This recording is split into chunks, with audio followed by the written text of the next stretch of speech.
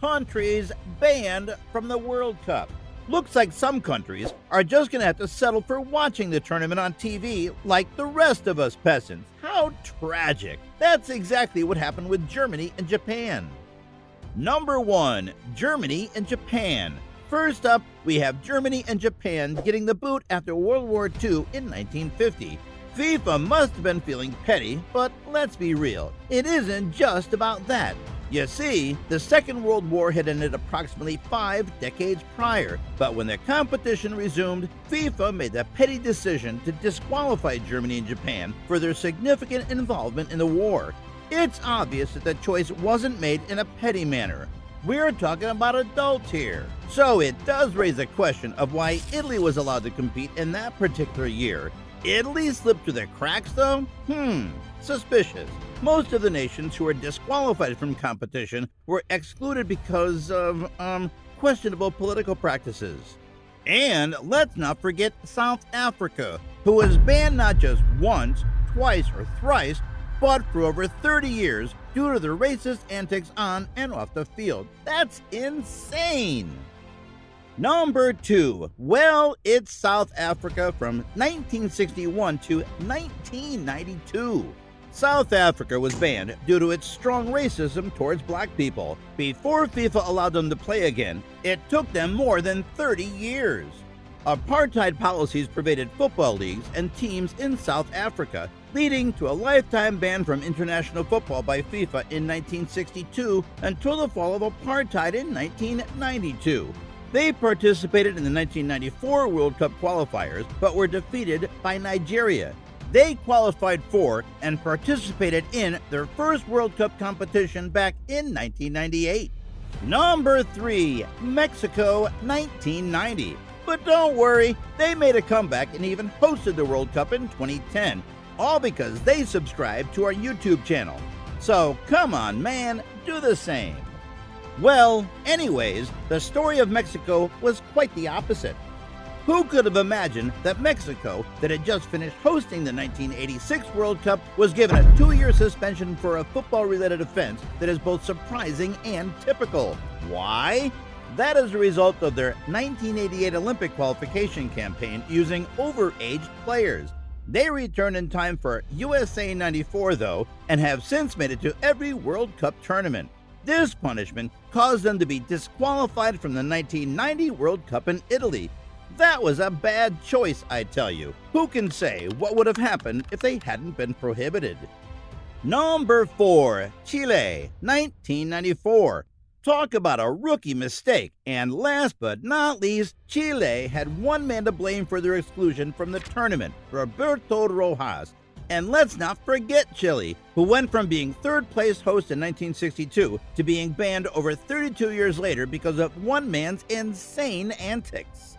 However, they were not permitted to compete in 1994 due to the infamous incident involving goalkeeper Roberto Rojas. The reason for the ban was a member of the Chilean team named Roberto Rojas. Rojas and his teammate abandoned a qualifying game against Brazil in 1989 because they felt it wasn't safe to play after a flare hit Rojas in the head. Evidently, everyone was aware of the Chilean national football team before pictures from the game were released. Roberto Rojas was clearly not even close to getting hit by the flare, as shown by the photographs. So, how did he ever sustain an injury in the first place, and where the hell did all that blood come from? After further investigation, it was discovered that he had intentionally hurt himself with a razor blade to finish the match early. He was given a lifetime ban for fabricating a bloody head wound caused by a razor blade he hid in his glove, along with a team doctor and coach, and Chile was disqualified from the 1994 World Cup. Although there have been many ugly moves made in football, but still, Roberto Rojas holds a special position in the Hall of Fame due to the suffering he made his country undergo. Well, what's the moral of the story? Don't mess with FIFA or you'll get benched. Number 5. Myanmar, 2006. Chile was suspended for going above and beyond to make it into the competition, but Myanmar got banned for pulling out of the World Cup qualifier match. Such irony. Myanmar was banned from participating 3 times in the 2006 tournament for pulling out of the World Cup qualifying matches, despite never making it to the World Cup. So you'd think they'd take advantage of any opportunity to participate in the event, right? Actually, it's quite the opposite. Myanmar was scheduled to meet Iran in a World Cup qualifying match in 2002, but they finally decided against going. It shouldn't be a big deal, I think. FIFA undoubtedly agreed, fining Myanmar $20,000 and banning them from the 2006 World Cup. Myanmar missing a qualification game for the 3rd time infuriated FIFA even more. But it appears they have already learned their lesson because they haven't missed another qualification game since. Number 6. Russia, 2022. On the other side, Russia might not get to play in the future because of their invasion of Ukraine, unless you're watching this in the year 2050. Russia was banned from the World Cup and other international events due to its invasion of Ukraine and escalating tensions with NATO. It is unclear when they will be able to participate again because the ban was indefinite. In addition, the UEFA Champions League final that was originally slated to take place in Russia was moved.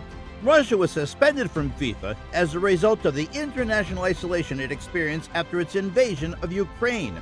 Russia was only 2 wins away from advancing to their 3rd consecutive World Cup, but they were virtually eliminated from the competition and their future in the sport is still in doubt.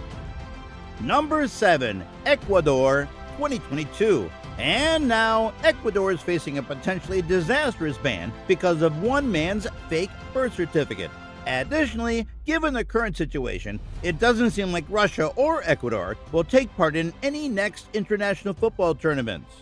Ecuador's qualifying for the 2022 World Cup is in jeopardy due to Byron Castillo's age discrepancy and unlawful entry into Ecuador years later. His ban from the Ecuadorian national team in 2017, following allegations that his birth certificates were falsified, was followed by an investigation. Castillo confessed in an audio clip, which was made public in September 2022, that he was actually born in Colombia in 1995, not 1998. His birth certificates from both Colombia and Ecuador were revealed by the Daily Mail, which effectively sealed his fate. But why should the misdeeds of one individual affect the entire Ecuadorian national team? Because everyone on the team was aware of it from the beginning. According to the recording, Castillo and the Ecuadorian Football Federation had an interview. Ecuador's exclusion from the 2022 World Cup is probably in the cards now that FIFA has reopened the investigation. FIFA came up with the decision of lifting Ecuador's ban, and it was assumed that Ecuador's situation was not favored in 2022 World Cup. These bans were a testament to FIFA's commitment to maintaining fair play and upholding the sport's integrity. Which of these ban stories do you find the most intriguing? Let us know in the comments. Want to get more insights about football world and players' life? Then don't forget to support us by liking and subscribing to our YouTube channel. Also, hit the bell icon to get notified of the next uploads. Thanks for watching.